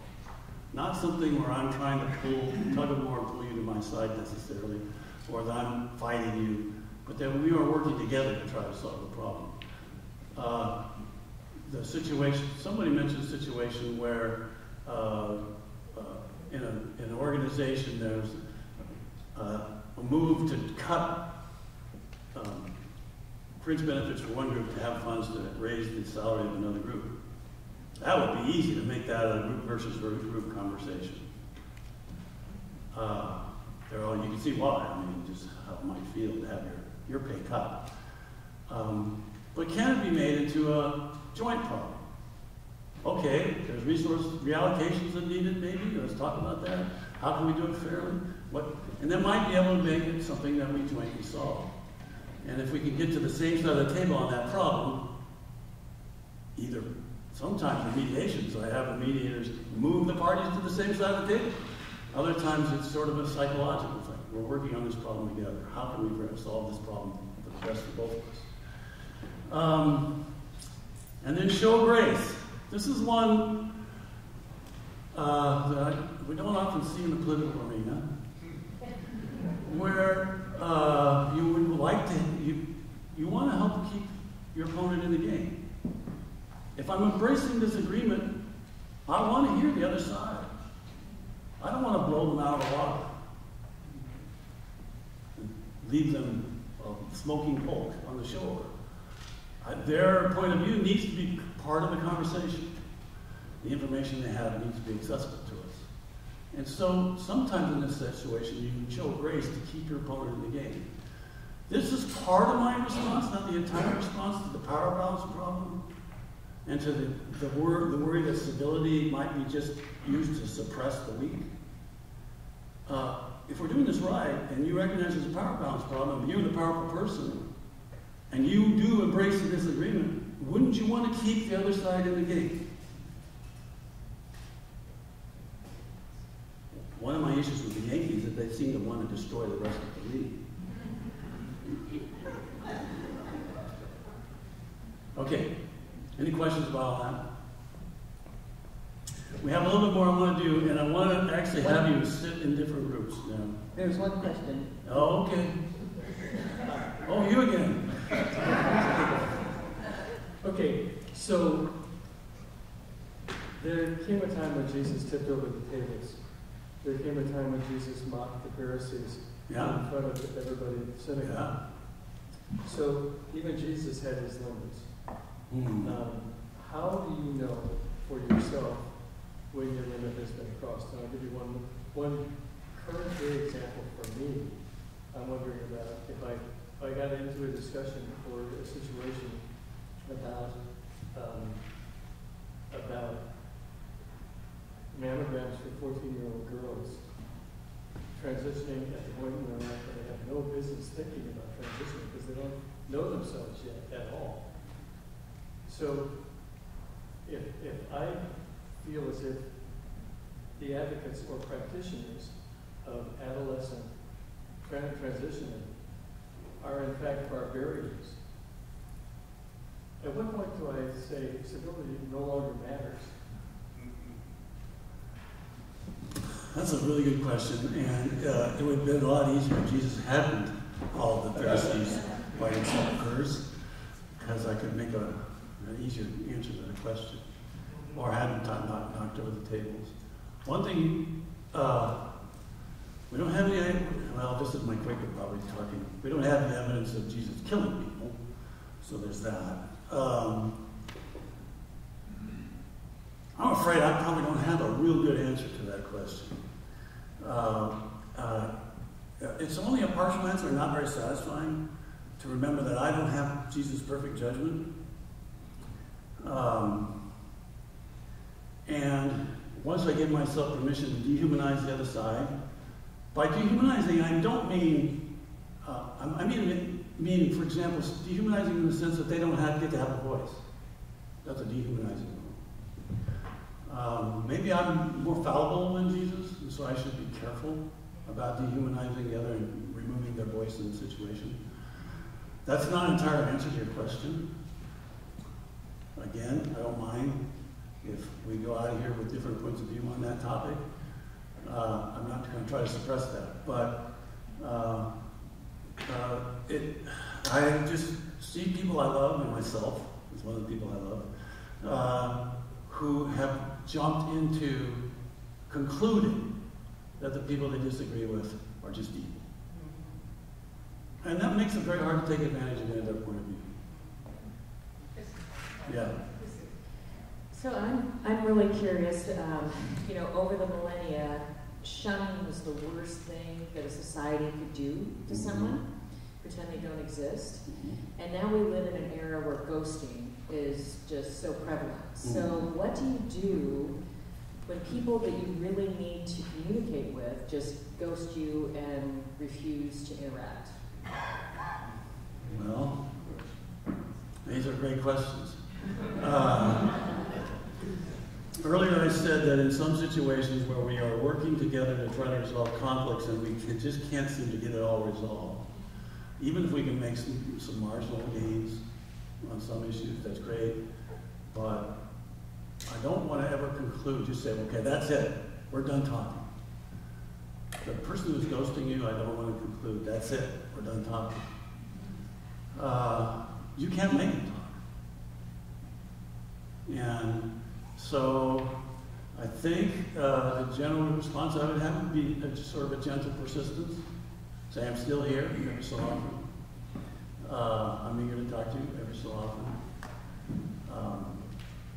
Because you don't want to be also close the door on your side. This is a civility question. It has to do with larger issues as well. It has to do with issues that we have to decide in our community, so it's a fair question. I'd like to spend a little bit of time on the question of the third layer of civility. And in order to do this, I want you to be in different groups. I want you to be back, if you might already be in such a group, I want to be with a group of people you do hang out with, you do see, that are part of your world. Now, to the degree possible, I'd like to do that. Now, how many people are from this congregation in this church? Well, most of them. So it should be kind of easy. So you might be able to stay where you are.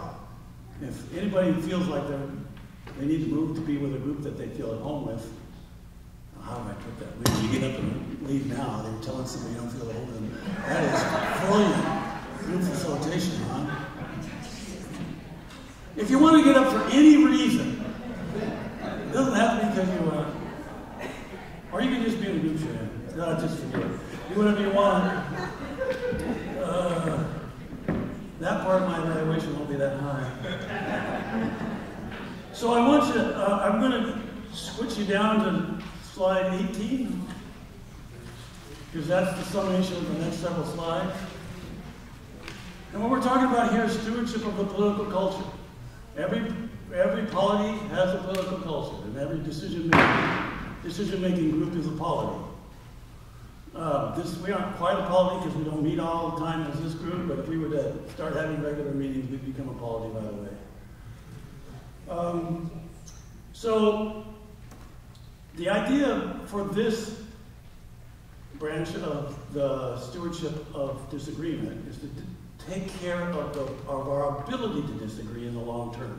It asks you to think beyond the immediate conflict you're dealing with right now. So if I'm talking to my wife about something right now, frankly, she needs to learn how to load the dishwasher better.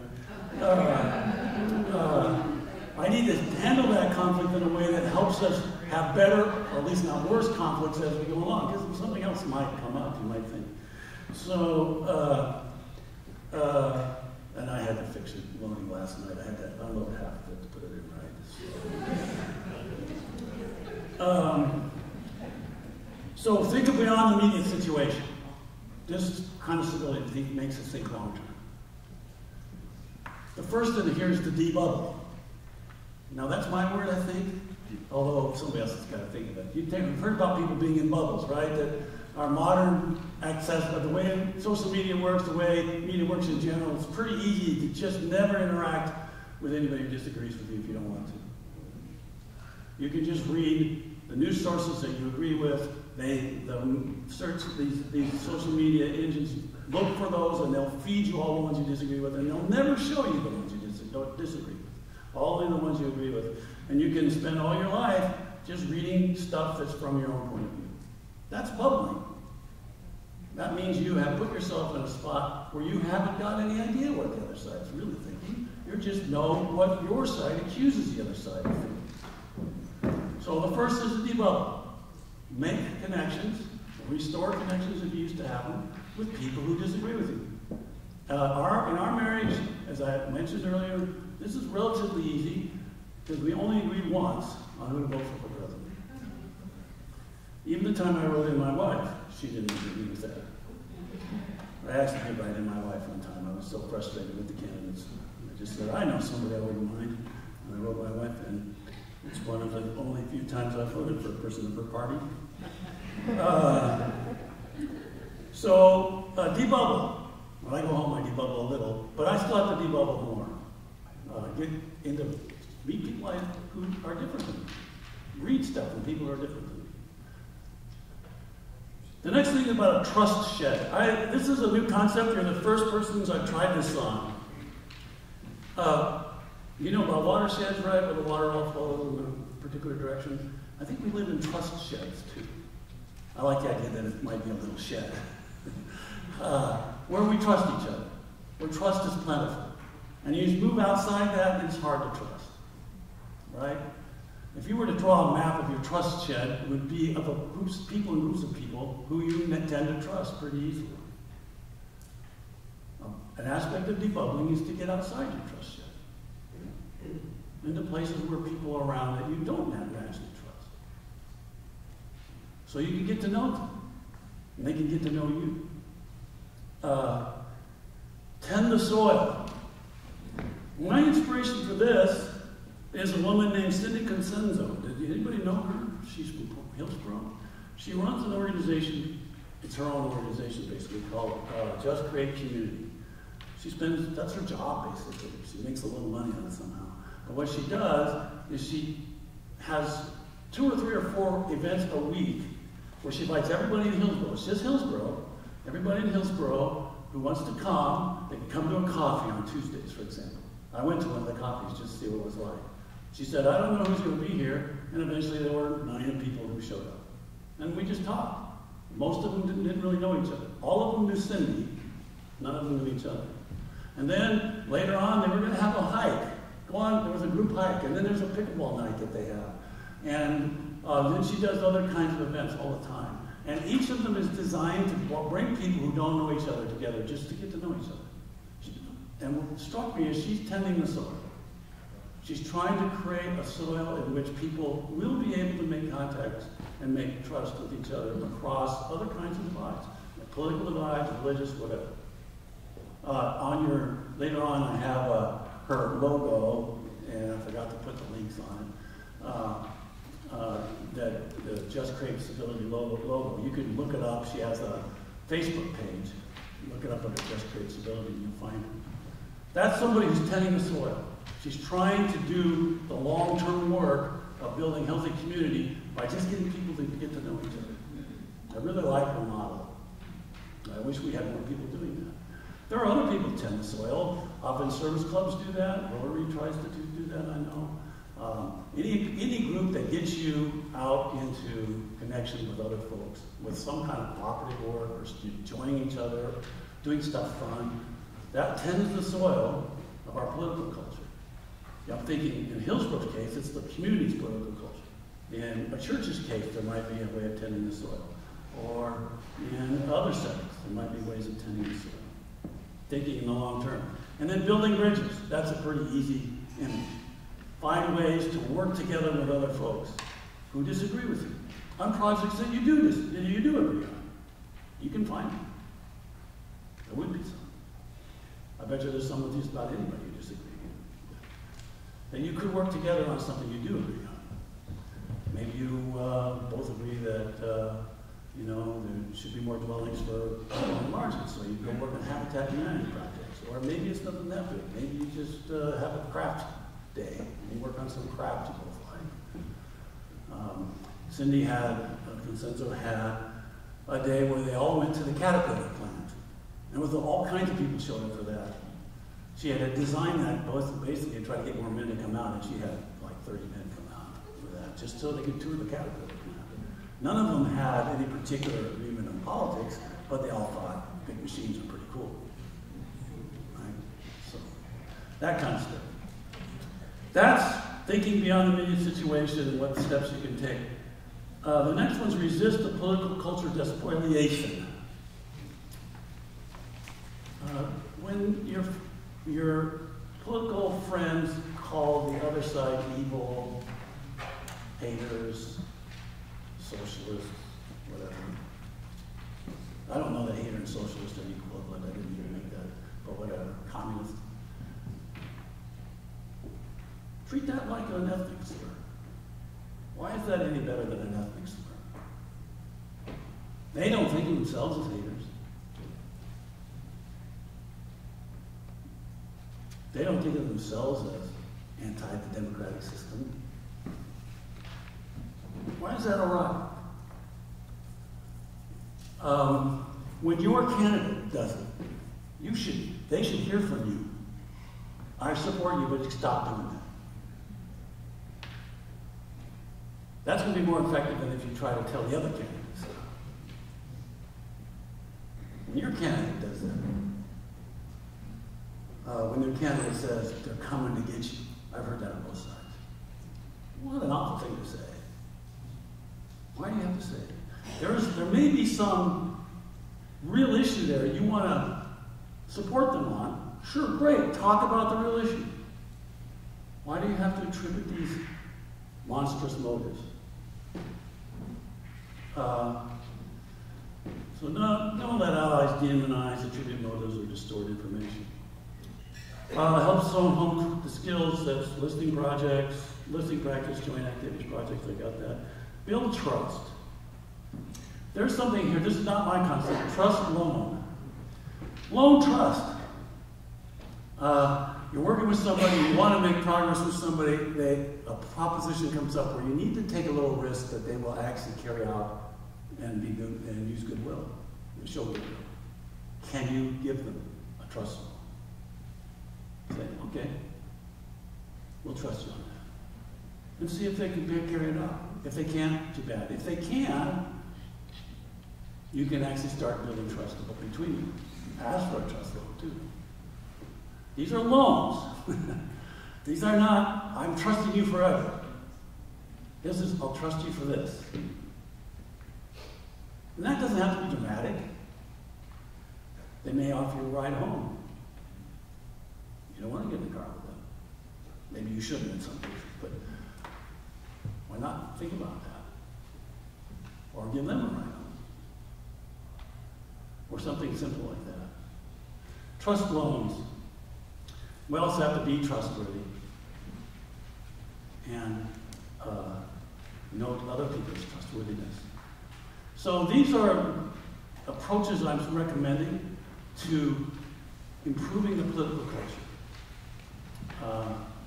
What I want you to do is spend a little bit of time not talking about particular issues per se, but talking about how the political culture of a group you share could be improved. It might be like Oswego, it might be some other group you know about, whatever. What can be done to improve the political culture? Again, not a particular issue, but the long term. So that 5 years from now, it pays off. Does that make sense? Anyone want to do it? All right, you're doing a little trust loan to me, then. I appreciate it. Give it a shot. You've got 5 minutes, 7 minutes? 7 minutes, I'll have to get back to you. That's it.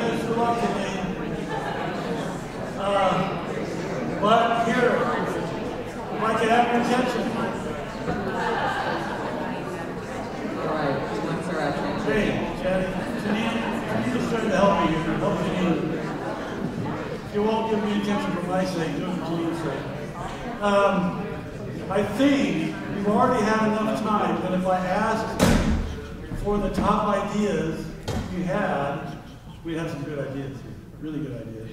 And so we're running out of time here. So I'm willing to write ideas on this. This is a whiteboard, you may remember. It's almost as good as a computer, and I don't think it'll probably become inaccessible to me. So what great idea. Now make it sort of a generalizable thing if possible. You don't have to be specific about a particular group if you don't want. But what kinds of ideas did come out in your group? So somebody mentioned the best idea maybe that came out of your group. You got one right here in front of us. Oh, okay, good. Focus on missions.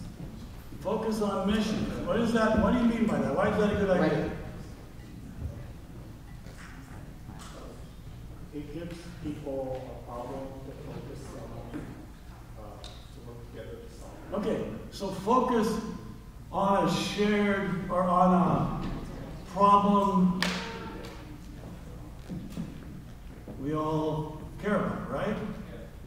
This is not something where our disagreements are preeminent. People who disagree on other issues can agree on this project, right?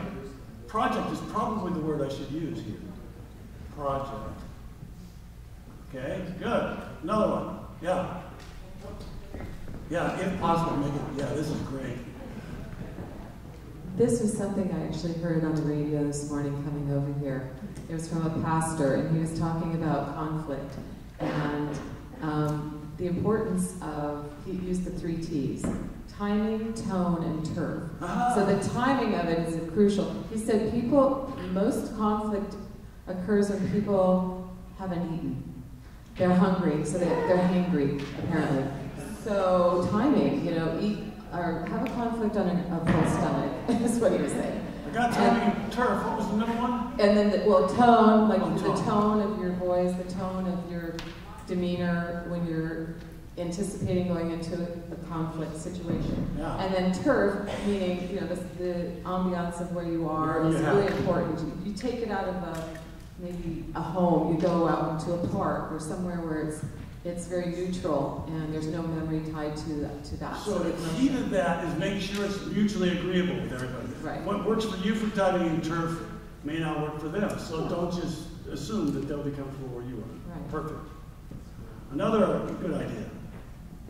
Right here. Intentionally inviting people who are different into your world via events. Because I liked your friends thing there with Intentionally invite people that are different. I'm going to say different people. I hope that still works. I saved 2 words by writing it that way. This one came up kind of tangentially in our group. We were talking about small groups, but it was kind of came up as more of an observation about meeting in person as important. That yes, we can meet by Zoom, but should we be meeting by Zoom? In person. If you're trying to get to know somebody in a real holistic way, that really helps. That's true.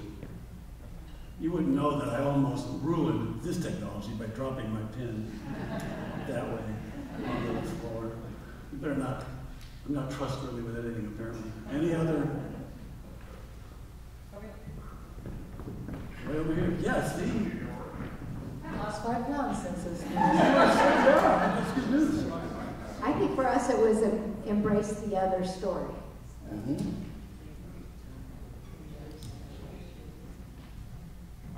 Embrace others' story. Good. One more. Have we successfully maximized her running in this class? I think so. So I think one of the things that has been important, and I've been doing a lot of my own work, is knowing our triggers and our biases walking in so that we're not so easily triggered. And then the second is being very intentional about the language you use, because adjectives and adverbs can paint a very different picture, depending on which words you choose that can inflame or soften. These are all ways, some of these are specific, I mean, they're applicable to specific situations. That one in particular is a good example. So is the timing and turf. But if we make a habit of it, then we're making a culture of it. That's what I'm working for on this third level. Things you do in the first two levels, we want to make them expectations, things that we might become more comfortable with, what the culture expects. Then we're building on the political culture. That's good. It's noon now. It's actually a little afternoon, but not materially afternoon. Before we go, I want to point out a couple things on your materials. There's a slide 20, which we're not going to get to today, but it's kind of self-explanatory about how to be civil and how to be uncivil, or the other way around, how to be uncivil and how to be civil. That sort of summarizes some things we talked about. Slide 21 was meant to be a place where you can get web connections to these resources, but I forgot to put that in there. But at least you can see what they are, maybe. They're kind of small. The top three are books that I recommend. The first one is I Never Thought of It That Way by Monica Guzman, Guzman. This is a very good book, very recent. Guzman is from Seattle, and I gather she's doing a talk here in the Portland area. I don't have it in April, I think, sometime. I don't have it, the date of it. If you're interested in getting that kind of information from me, I'll be publicizing the newsletter. You should be on the newsletter sign-up over there, and I can tell you when she's going to be in town.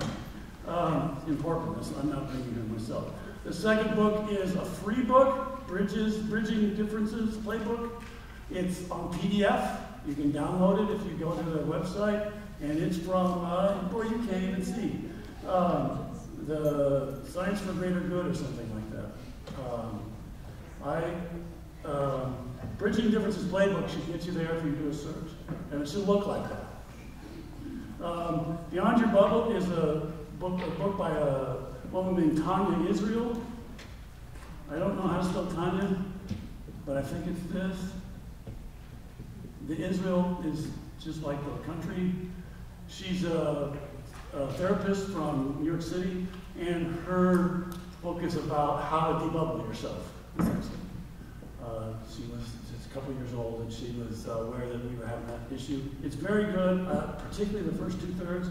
The last part is good too, but I think the first two-thirds is where she gives you some really good original thought.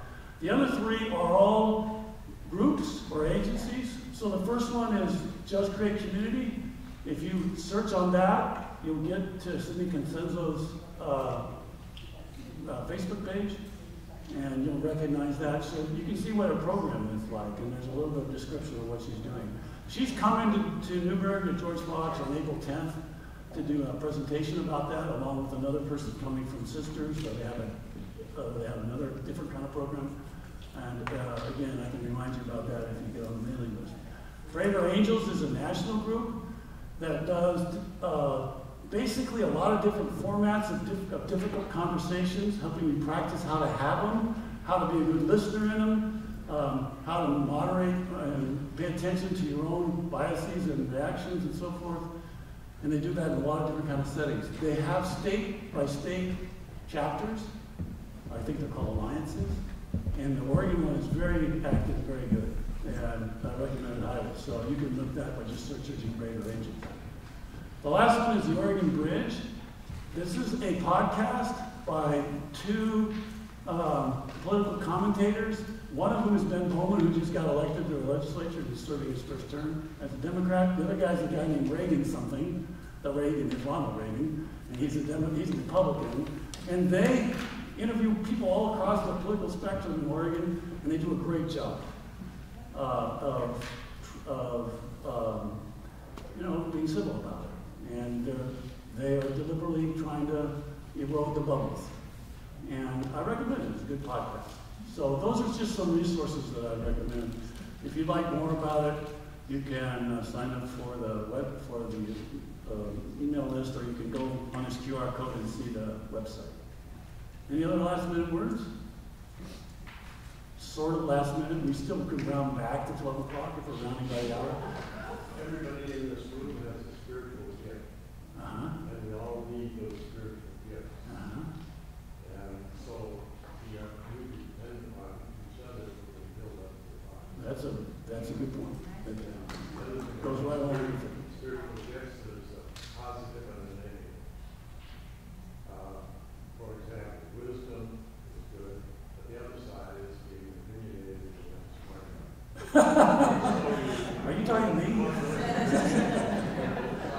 Okay, so his point of good here was we all have spiritual gifts, and that's part of the differentiation. That's part of what makes us great. And we need all those gifts. And then he warned me not to be a smart aleck. So, because wisdom has a counterpart. One more? Okay. I started looking at people who were begging, and I would give them money and just keep going. And so one time I decided that I should treat them like the Good Samaritan did. So I started talking to them. Yeah. And so there are two guys that I talked to, and the one guy always gives me Bible verses. And so I learned Bible and religion from him. And the other guy he's just really a nice guy. And he's happy with what he's doing, but he's really trying to get, for example, he wanted to get his driver license. He was just so happy about that. He goes and he doesn't pass the visual because he doesn't have the glasses. And so he taught me about ambition and also what the ceilings are. Good example of debubbling, for sure. All right, thank you. Do you have some final things you want to say? Just thank you.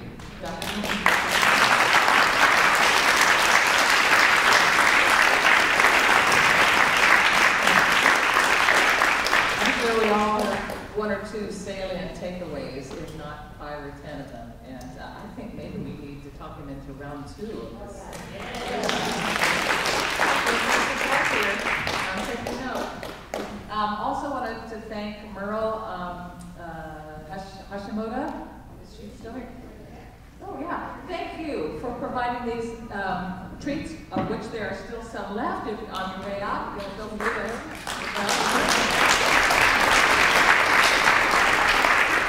And Pastor Susan helped set things up, so I want to give thanks to her. Sharon Eaters was the warm welcoming voice that you do. For Julie Russell and Brittany Lopez, I don't think they're here, but they're part of our communication department. That this could be the most fabulous workshop ever, but if nobody hears about it, then it doesn't happen. And they made sure a lot of people heard about it, not only in our church, but also in surrounding churches and the Presbyterian. So wherever you are, Julie and Brittany, thank you, and all the posters and flyers that you saved. And Mark Alcala sitting there in the back on the A-Lead. This is kind of a last-minute decision to videotape this, and he's going to convert it, and it will be accessible sometime. So thank you for being so flexible in last-minute kind of things. So again, thank you, Ron. This was fabulous. Have a wonderful day. And look, there's the material over here. Sign up for the newsletter if you want, and grab some treats.